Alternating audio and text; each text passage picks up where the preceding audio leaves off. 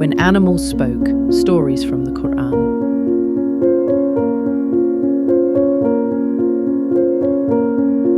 In the pages of the Holy Qur'an, the stories were not only of prophets and kings, but of creatures without voices who carried messages from the divine. A bird who challenged a mighty throne, an ant that stopped an army in its tracks, a crow that taught mankind how to bury the dead, and a whale that embraced a prophet in the darkness of the deep, showing mercy greater than the ocean itself.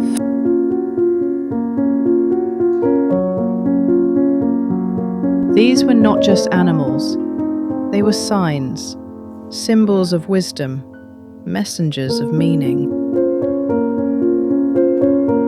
In this series, we'll journey through the most unexpected conversations,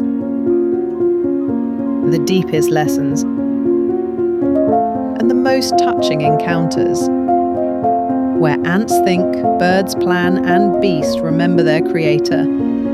Join us in When Animals Spoke, Stories from the Qur'an, where every voice carries a message.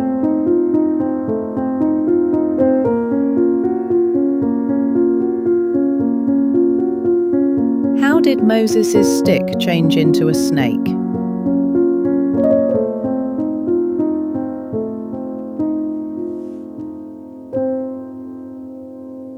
There are moments in history that make us ask, was this just an event, or was it a message?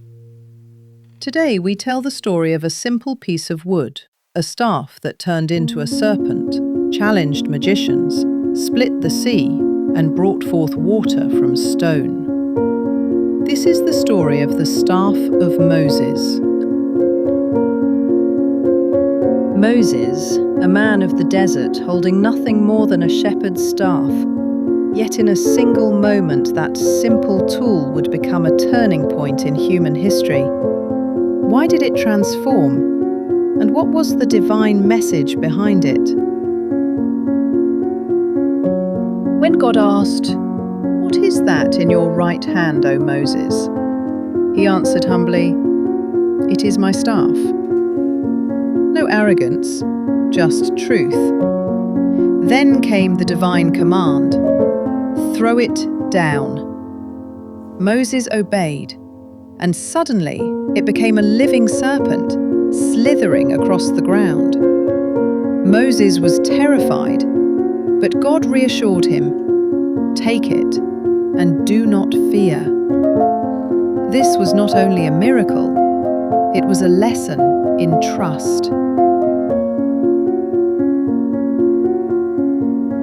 Pharaoh was a mighty ruler, and his magicians were the pride of his court.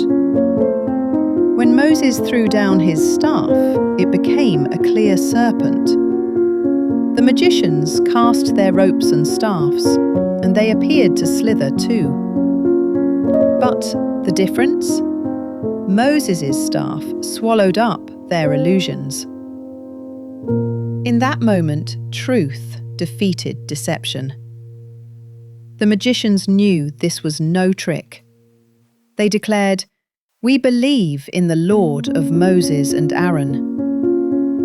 Their faith was a courageous choice in the face of tyranny.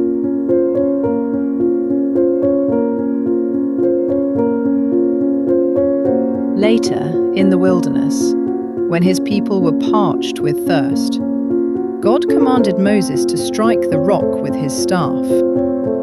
And from the stone burst forth 12 streams of water.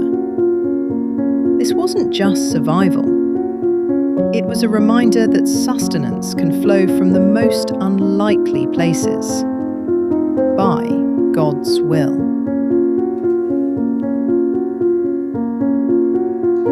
But the greatest moment came when Moses struck the sea with his staff. The waters split apart, rising like two towering walls, and the seabed opened as a path of escape. What seemed like certain death became a road to freedom. This was not just a display of power.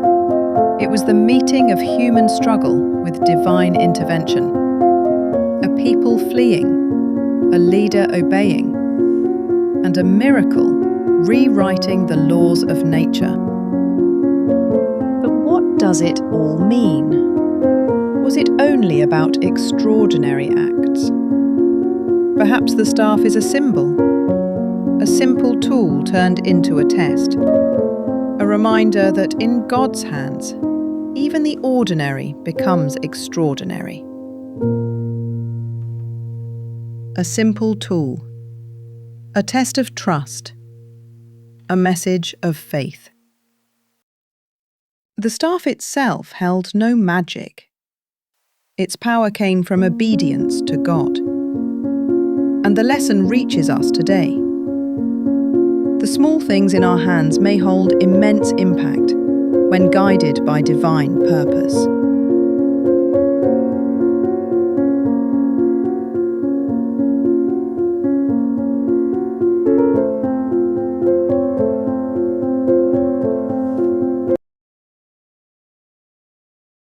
بسم الله الرحمن الرحيم.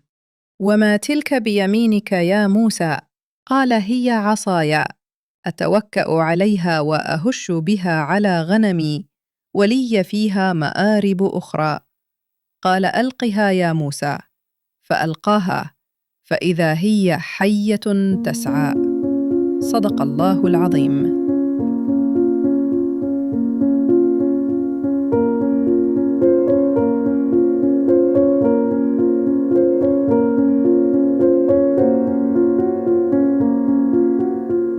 The story of Moses' staff reminds us. The prophets came not to show off power, but to deliver a message that God can turn the simplest tool into a miracle and the smallest act into a means of guidance.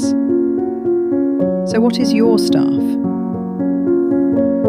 Maybe it's not wood, but a small talent, a kind word, or a simple act of goodness.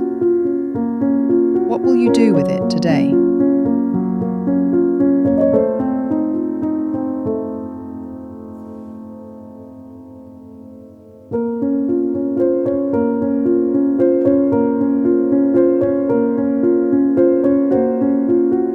If this story inspired you, don't forget to subscribe, turn on the notification bell, and share it with a friend. And tell us in the comments, which moment in the story touched you the most?